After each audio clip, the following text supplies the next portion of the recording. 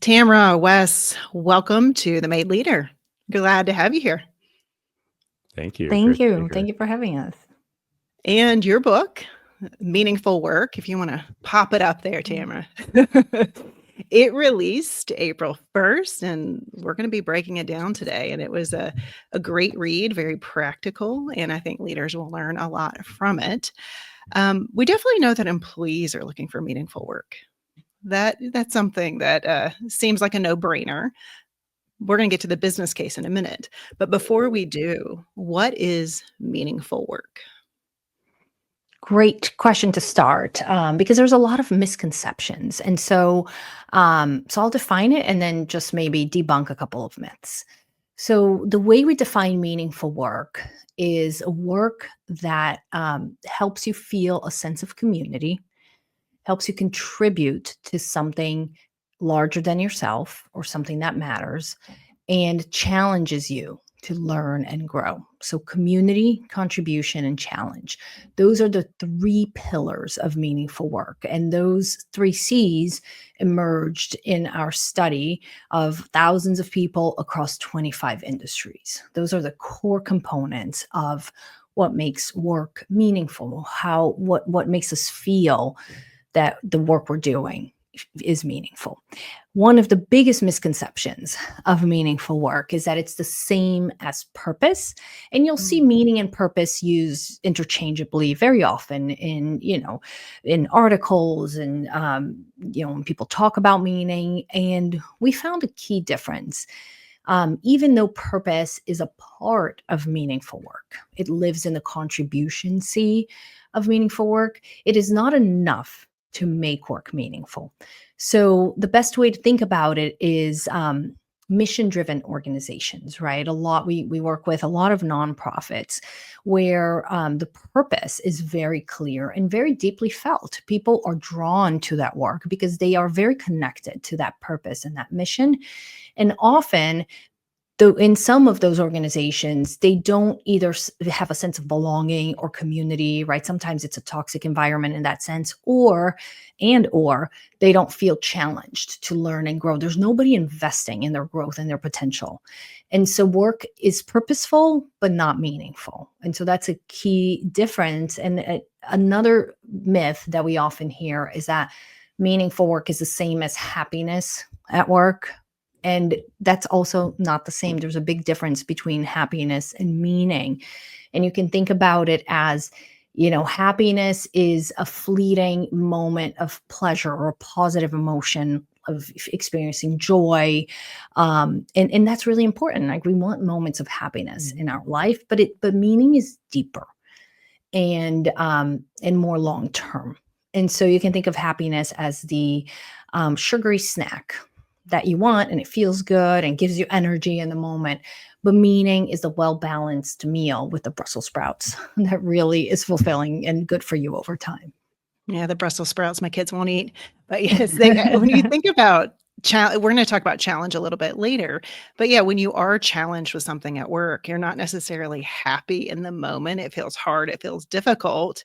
But once you get through it, you're like, oh, you kind of feel that sense of contribution, if you will, or challenge. It feels good when you're done, but not necessarily through it. And this conversation about making employees happy, I'm glad you brought that up because it's no one's job to make your employees happy. I don't think. Prove me wrong. Let me know. So why should employers care? When you think about it, some organizations can look at it and go, why do we need to make it meaningful work? We just need to, here's the job, they do it, they get a paycheck, kind of more of that contractual relationship.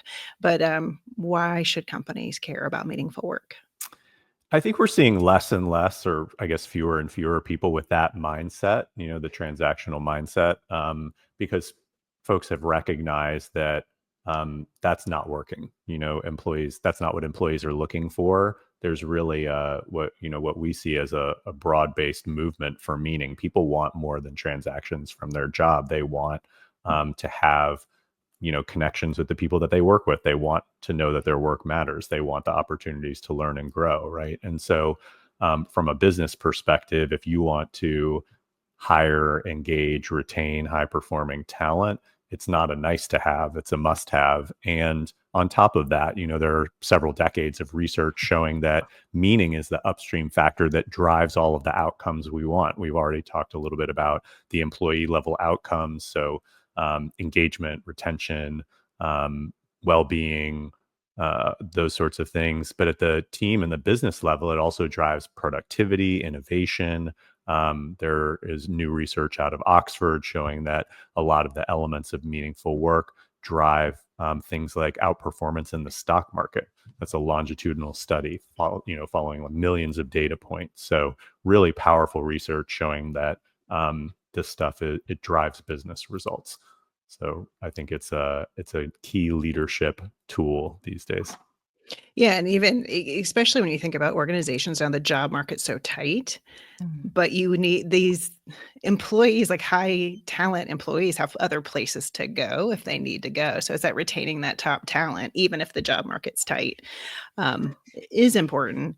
Now, one of I the think, if I uh, might jump in, I yeah, think yeah. also, a salary and benefits and, all of that, really important to get people in the door and to keep them around. So you want to pay people well, right?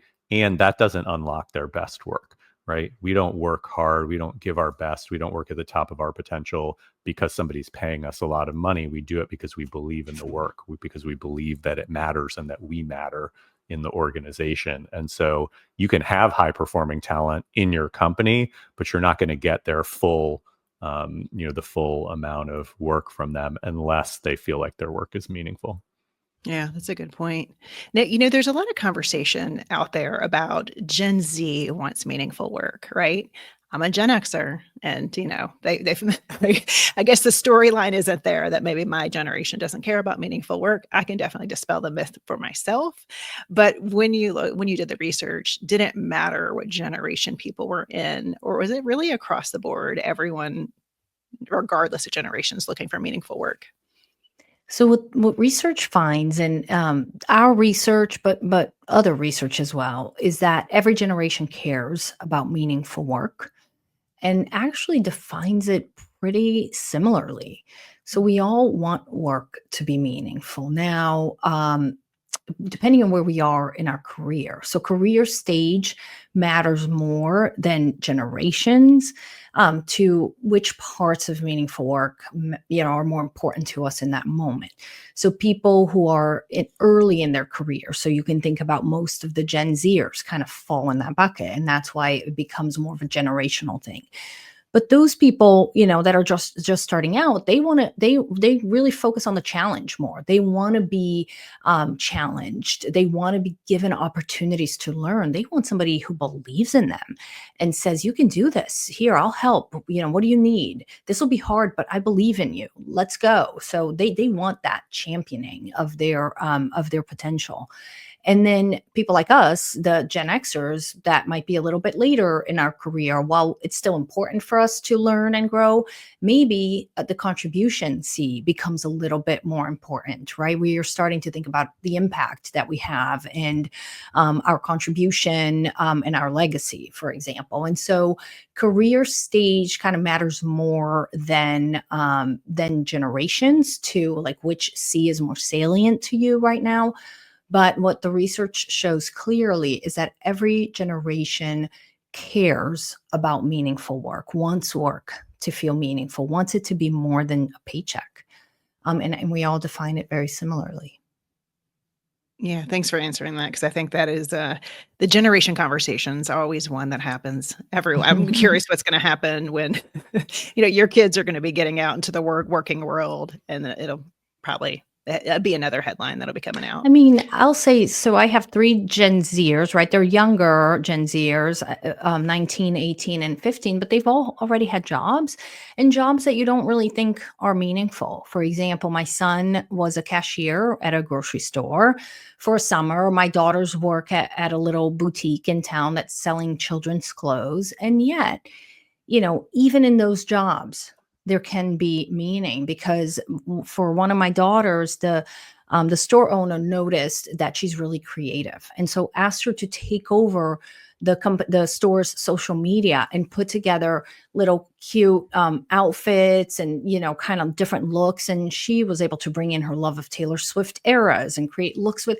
And it's like she runs that account, and having somebody see her strengths and believe in her and give her different opportunities was meaningful. And for my son, in the summer that he was a cashier, the manager noticed that he was interacting really well with the customer. So gave him an opportunity to go be on the floor doing the produce and setting that up. And so even in jobs that you think are like, oh, starter jobs, summer jobs, these aren't jobs that are meaningful. Even those jobs, they can be meaningful with managers and leaders. And when we focus on these 3 C's, practices that build our sense of community, highlight our contributions, and challenge us to learn and grow.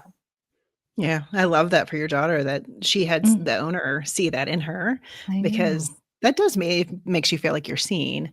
And also, that was my first job, grocery store checkout person. I used to ask people paper or plastic back in the day.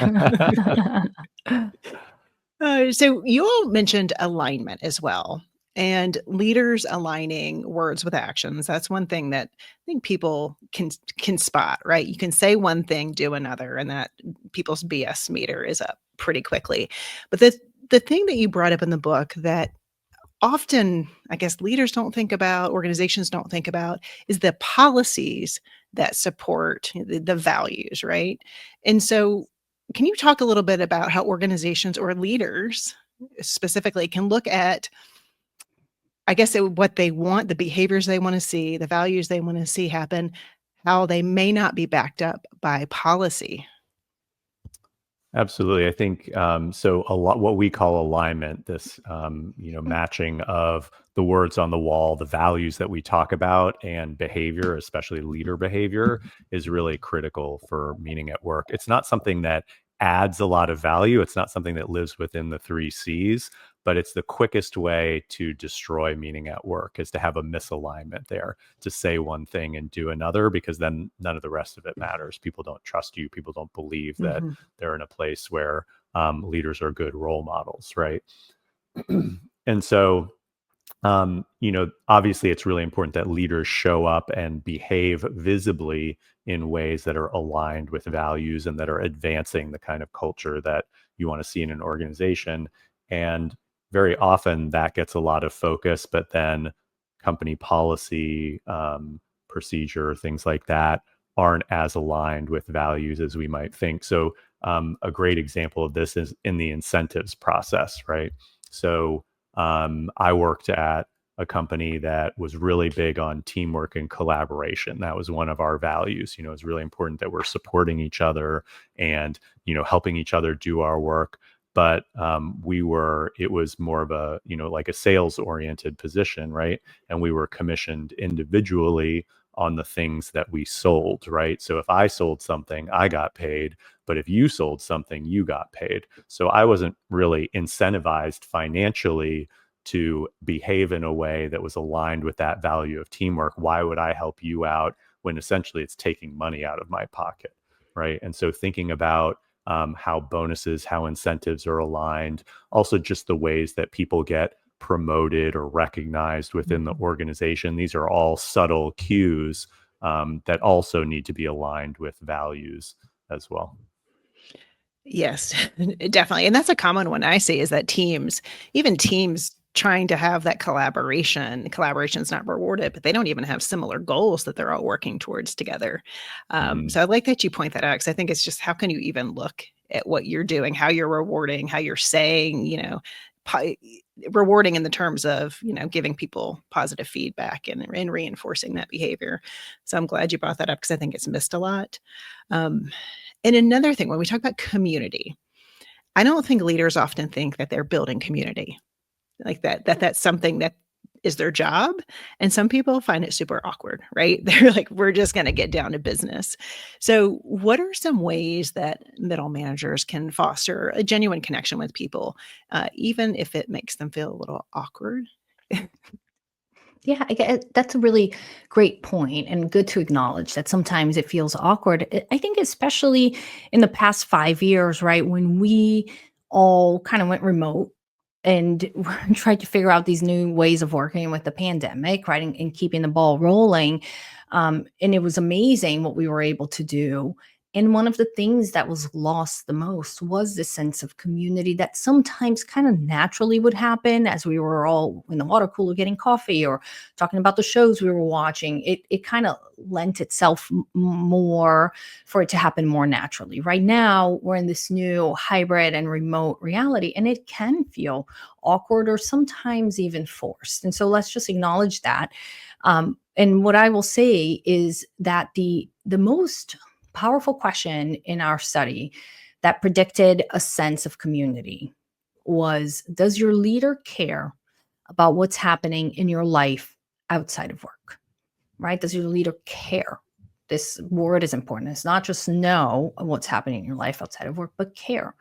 And so if you're a manager, right, a middle manager, and you have people that you work with, we all work with people, even if we don't even manage them, our colleagues, right? One way to build a sense of community is really simple. It's to just kind of ask people, share what's going on in your life, but also ask them, hey, what'd you do this weekend? Or on Friday saying, hey, what plans do you have for the weekend? But then on Monday saying, hey, how did that soccer tournament go? Did your kid do what they wanted to do? Or how was it you were going to garden? How are your flowers looking? Whatever it is, remembering. And then, really important too, we often think that relationships are about being there for people when things go wrong, right? And so, like having support, being there for each other. And of course, that's really important, right? We all need support, and things in life go wrong all the time. But what's really important, what we find, what positive psychology finds, is that it's really important to be there for people when things go right. And so there was a whole line of research that looks as the ways in which we respond to people when things go right, because we are pretty wired to be supportive and be there for people when things go wrong.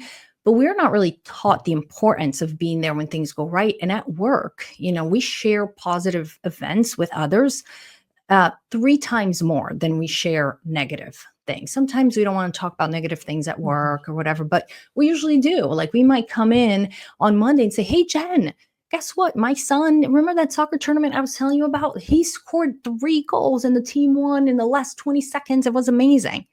How you respond to that can really make or break your effort to build community. So if you say, oh, that's great. Hey, are you ready for that meeting in 5 minutes? Right?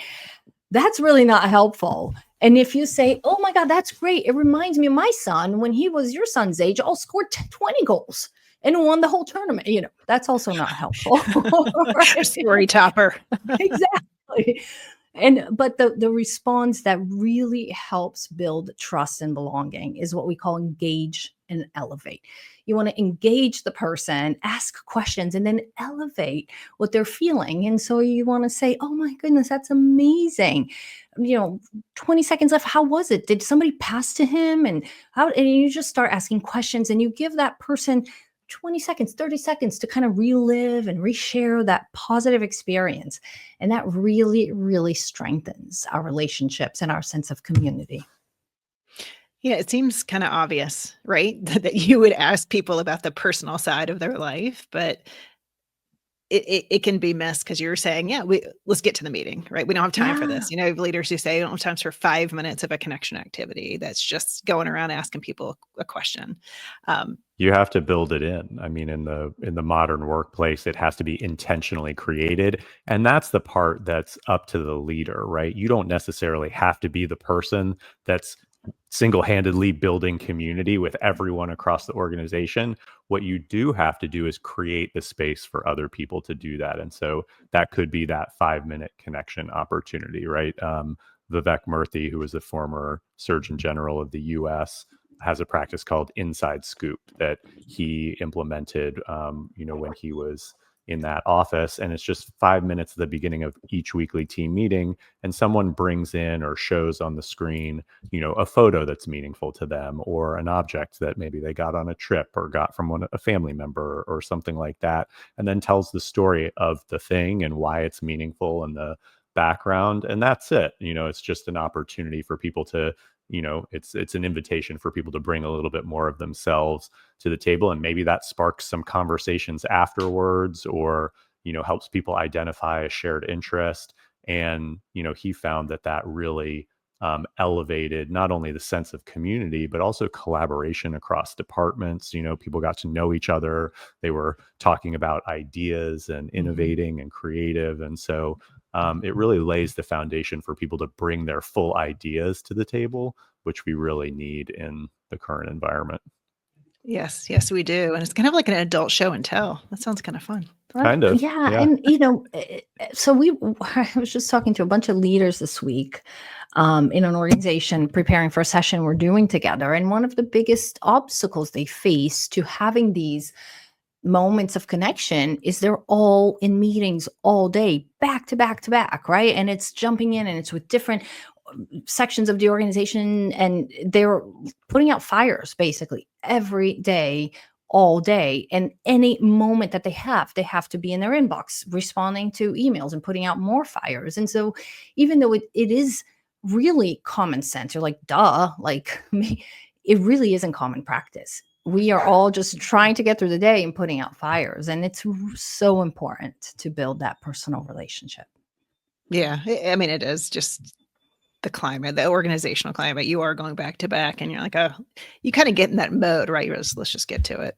But having that quick break and getting to know people can make it more fun, right? Yeah. Just to give yourself that little bit of personal connection. And Wes, I like what you said. It's not the leader can lead it, right? But building community is involving the team as well, right? It's not just them going, we're going to build community and you're going to like it. Yeah. So another piece of it was contribution, I believe. So correct me if I'm wrong. Is talking about feedback. So most people relate. They just associate feedback with, oh God, I don't want to get it. It feels negative, right? You automatically, your brain goes to negative. But you talk a lot in the book about positive feedback. And I find that leaders don't give that either. So it's like, no feedback, whether it's constructive or not. I have to nudge leaders a lot to say, oh, did you tell them that? Once they're, talking about, oh, their employee did this. Did you tell them? Oh, no, I didn't. Right. So how important is positive feedback? Why does I it would matter? say it's one of the most high leverage and underused tools in a leader's tool belt, right? You're talking about something that's easy, it's quick, it's free, and recent research from Gallup and WorkHuman showed that one thank you once a week from a manager was enough to cut disengagement and burnout in half, right? Wow. So that's a really low bar for giving people positive feedback, letting them know that their work is appreciated and that it matters to someone, right? And I think less than 40% of people in that study felt like they were appropriately recognized for the work that they do. So huge opportunity here, right? Low hanging fruit. And, telling people that their work is valued, that it's appreciated is great. That thank you is amazing. And if you can be a little bit more specific about what you saw, the behavior that you want to see more of, right? The impact that it had, and really lay that out for people. You give them a roadmap to do more of those things in the future, and it has a much more powerful effect. So we have a model called the best feedback model, which outlines how to give positive feedback most effectively so that it has the highest impact on the folks that you're talking to. And this is available on our website. There are free tools that you can download there, including the best feedback model. And it's behavioral, explicit, strengths-based, and timely. And so I'll start with the last one. Timely, you want to give it as soon as possible after the thing happens, right? You don't want to hold on to this until the end of the year for an annual review. You want to be giving these things out, so that you're seeing the benefits of that, right? And the other people are receiving the benefits of that. Behavioral, what was the specific thing that you did, Jen, that I'm appreciating right now? Be explicit about the impact that it had, and then call out, if you can, a strength that you saw in that person so that they can identify with that. So that might be, hey, Jen, I really appreciated the extra work that you put into that client presentation. Adding the customer personas was really great. It was very creative of you, and it really helped frame things for the client, and we were able to close the deal because you added some of that in. So that was really awesome. So that took maybe 10 seconds, right? And that's really powerful, and it tells you like exactly what you did right and what I want to see more of as your manager, which is a great roadmap for you to have. Yeah, I love that. So, how do you balance that with the constructive? Because sometimes you need to tell people, "Hey, this isn't working well." So, how do you balance the 2, knowing that sometimes there needs to be like, "Hey, this didn't go well." Yeah, I don't think we've, we're not advocating for only positive feedback.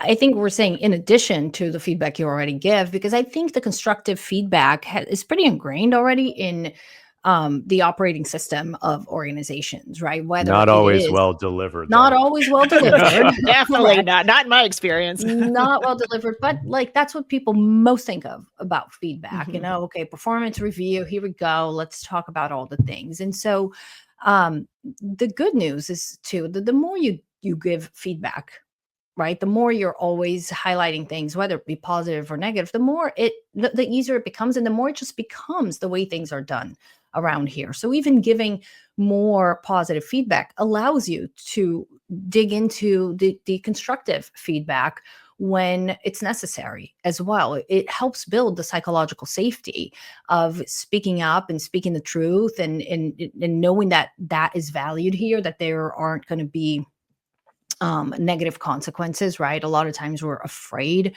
of speaking up, especially I think for leaders and managers, if you are hoping to create this open communication where you feel comfortable giving people constructive criticism and constructive feedback, one of the best ways to do that is to ask for that from the people you manage as well, and create the Mhm. space for them to give you advice and you constructive feedback so that it's mutual and it's a two-way street, right? People see our blind spots sometimes much better than we're able to see our own. And it's helpful when we create a culture where feedback is prized.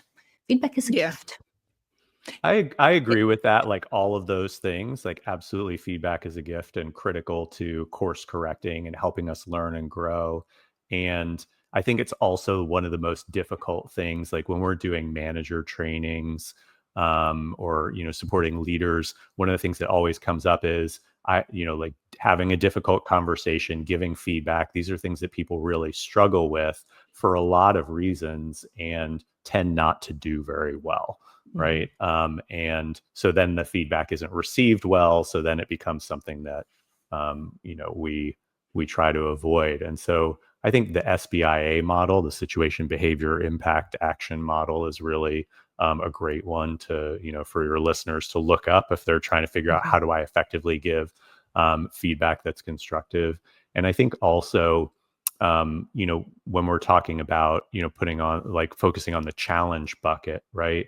Like framing that feedback as an opportunity to invest in someone's growth can be really powerful as well, right? Because we Mhm. want leaders who see potential in us, and want to help us get there, right? And so there's research on what's now called magic feedback. This is like the same feedback given to two groups of people, but one of them was prefaced by, I'm giving you this feedback because I have high expectations of Oh, you yeah. and I know that you can meet them. So that is a little bit different, right? That says, I'm not giving this to you because you're stupid and I want you to not, do that thing again. It's, hey, I want you to learn. I'm invested in you, and I saw something that you did that's not working. And so I have an idea for how it might work better in the future. Or what's your idea for how it might work better in the future? Let's talk about Mhm. this. So I, Yeah, I think those are, yeah, go yeah, ahead. it's all Sorry. on how you frame it, and it's all on how Mhm. you have to have that mindset shift as a leader too, to say, "I'm helping this person." It's not a negative, and delivering it in the right way. And like you said, Wes, it doesn't get delivered well a lot of times. Uh, but it's that skill that you keep practicing. And I think a great just tip, an easy thing, like you said, it's just if leaders can listen to this and say, all right, write down one positive thing that your team did, look up your model and go give that to them, because who doesn't want to get an email or a voicemail or a direct conversation that said, this is what you did well this week and the Yeah. week on a high note. It's an easy thing to do. And also, like, what I will say too is, like, don't do the sandwich Oh, feedback. Yeah, because I know we The talked about worst. positive, we know we're talking about critical, and, like, somewhere in there could be a leader listening thinking, "Okay, I'm gonna save the criticism for when I have something good also, and then I'm gonna do both together," and just don't do that. Don't do that. That is not effective. Keep them There's research. separate. Yeah. Yes. But that's how I was taught to give feedback, Right. right? Like this is a method that like actually when I started working, I was like, "Ooh, I have something tough to say." And my boss was like, "Well, here's how you do it. Like, soften them up with saying something nice, squeeze in the negative there, and then end up with something positive so that it doesn't hurt them. And like it's so ineffective. It doesn't work. In fact, it does the opposite. It generally hurts more. And yeah. it's just a bad practice that gets handed down. It is. I've talked to an organization that's bigger on the bigger side, and they still use the crab sandwich, and it's just confusing, right? You walk away going, I don't know what that was. So It's about yes, making you as the feedback giver feel better, not about the one who's receiving feedback. yes, and I've also seen it in the ways you give the constructive feedback. It feels harsh, and then you start backpedaling and Right. layering in, Hmm. some positive on the end. But It's it's just not that, confusing. actually, don't worry. It's not that big a deal. Right. It's Was it that? okay. You're really great. I like you. Yeah. Mhm. I think we could talk for ages on the bad feedback methods that are out there. You can't screw up positive feedback too much, can you? I mean, isn't that an easy way to start? I guess, if it's disingenuine, I guess, if people, Yeah. like you said, people's BS detectors are pretty natural and high. And if you're doing it to check a box, and if you're just saying, "Oh, thanks so much. That was great." That it's really not effective. So maybe you don't mess it up, but people start thinking like, "Oh, well, they don't really mean it." Like they say thank you to Mhm. everyone, or like I'm not really sure what they're thanking me for. Like I was just doing my job. And without specific positive feedback, without really taking the time to explain what they did right or what strength you noticed in them and all the things Wes said, it can fall flat very fast. Mhm. That's a good point. Yeah, because there are people that will take guidance and they just really do treat it like a checklist, and they're trying to do the right thing, but it's Right. obvious, right? It doesn't feel genuine. So I'm glad you brought that up, Tamara. Um, okay, I want to finish with one of my favorite topics, which is autonomy. I find that this is such a struggle. I was just reading about Intel. I think they're laying off a bunch of people, and middle managers, of course, are they blamed the middle manager for being too bureaucratic and slowing things down, and that made me question, where did they even have the autonomy to make the decisions, right? Mm. So, and I find too, new leaders have a really tough time with autonomy, and I was interested that you all talked about balanced autonomy. So tell me more. So this goes right back to what we were talking about around alignment earlier, right? The importance of having clear values and behaving in line with those values. And so if you've set that positive example, right, you have given people guidelines and also guardrails for behavior that you want to see in the organization and behavior that you don't. And if you've done a successful job of that, if you've laid the foundation of that, you can give people a lot of autonomy in how they do their work, right? You don't need to micromanage them. In fact, we know that has a lot of negative effects on people and on the products that they create. But giving people the freedom to figure out how to do their work within the bounds of those values is a really productive way forward. And so, one example of this that we talk about in the book is at the Ritz-Carlton, right? And so employees at the Ritz-Carlton they invest very heavily in onboarding people and teaching them the values and talking about the values every day, sharing stories of what those look like in action. And then every Ritz-Carlton employee, from the janitor to the general manager of a location is empowered to do whatever they think is right, within along the lines of those values, to make great experiences for customers. And they will also back them up with up to $2,000, no questions asked, to spend on a customer issue, right? And so, you've got small things like a housekeeper making homemade soup for a guest who's sick on their vacation and bringing that in, to very extravagant things like like someone at the Ritz-Carlton found out that it was someone's wedding anniversary, and they recreated part of their wedding. They like found on YouTube videos of it. They recreated part of their wedding. They had their wedding cake remade and surprised them on their anniversary dinner. So just these, like this full range of things that are all employee driven, right? Nobody's telling them what to do, and nobody's having to give them permission. They can just run with those things. So when you think about, you talked about it in terms of the values of the organization. So if there is an organization that maybe doesn't have that clear of values, or maybe they're on the wall, but people aren't really following them, how do you suggest a leader go about creating autonomy, like guardrails wise? I would say, yeah. Start by clarifying the behaviors around those values. That was something that it was a surprising finding in our research, and something that we really hadn't seen discussed a lot before, this idea of like value bounded, right, or balanced autonomy. And what I would say is, let's say you're a manager of a large organization, and this larger organization has values on the wall, but not really clearly defined behaviors. And you don't have the autonomy or the space to go and try to change the culture. And maybe you feel a little stuck. Like, what can I do within my team? Because I do want to use this balanced autonomy practice, but I can't do culture transformation at a big, organizational level. And so I would say in that case, what you can do is you can clarify what those values mean for your team and for the behaviors you want to see within the team. Make it a collaborative process. Ask people, one of our values as an organization is integrity. What does that mean to you? What's a time when someone here on the team showed integrity? Let's collect those stories of what these values mean behaviorally for our team, and start defining that, start collecting those stories, start telling those stories, and then start using those values and those behaviors as boundaries for the autonomy you're giving people. So you can do it at a team level.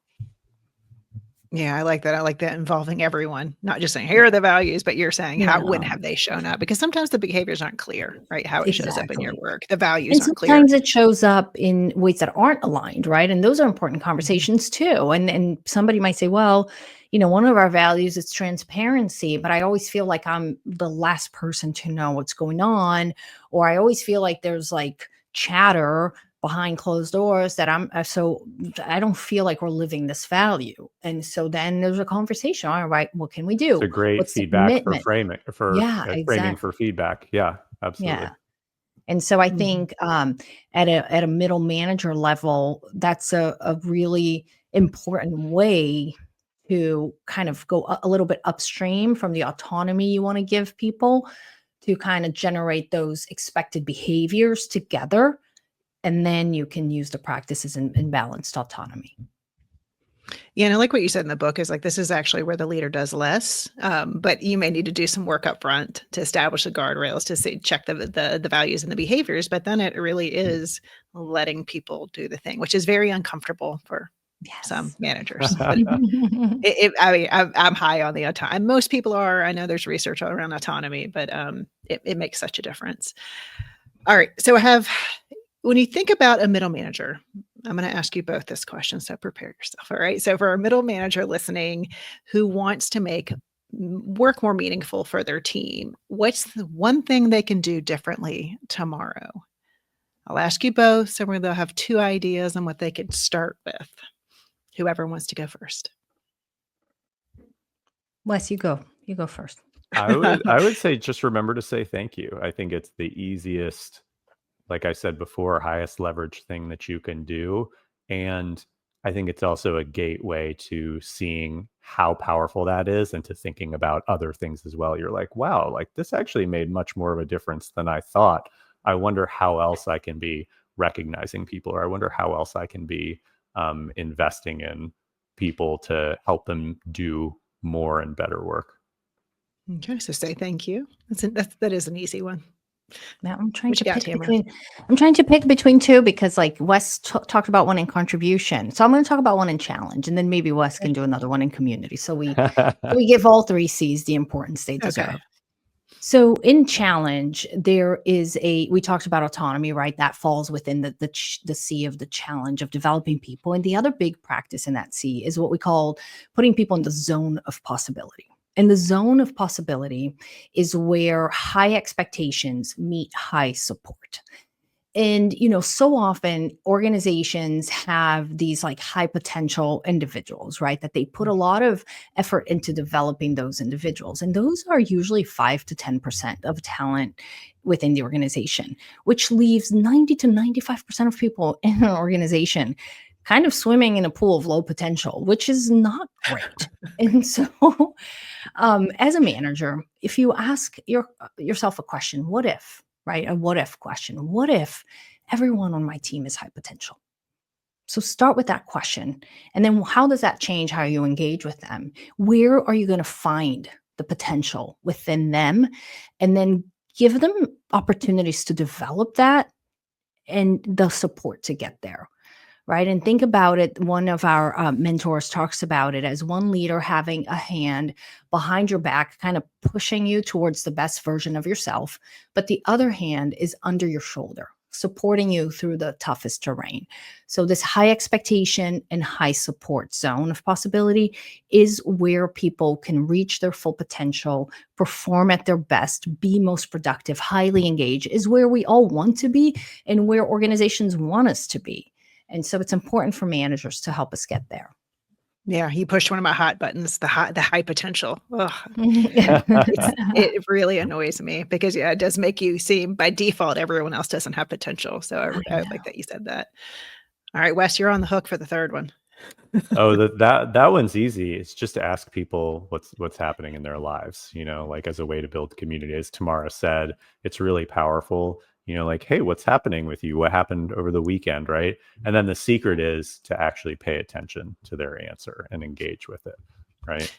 Not To just a ask hey, and how are actually you, and then walk away. Or Actually zone engage out with while them. they're Yeah, like telling try to make yourself have a 30-second conversation with that person.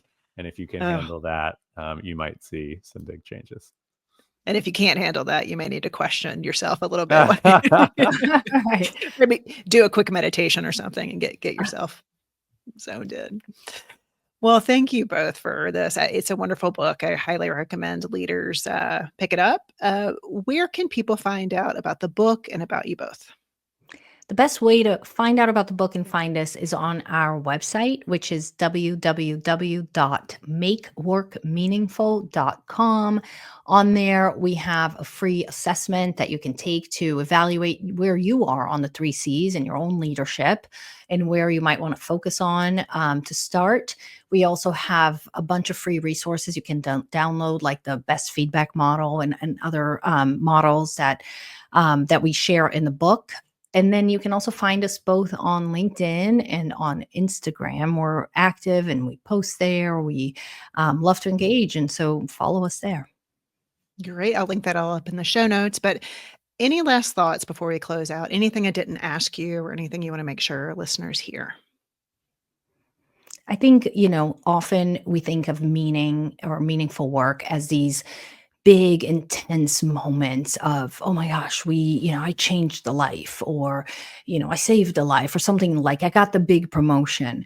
But meaning is not just about intensity, it's also about frequency.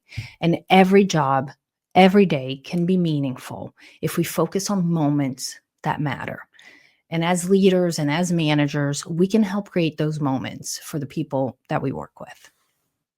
Great advice. Wes, anything to add? I don't know how to follow that. I think that was brilliant. So I'll leave it there. Well, thank you both. I appreciate your time. Thank you so Thank much. you.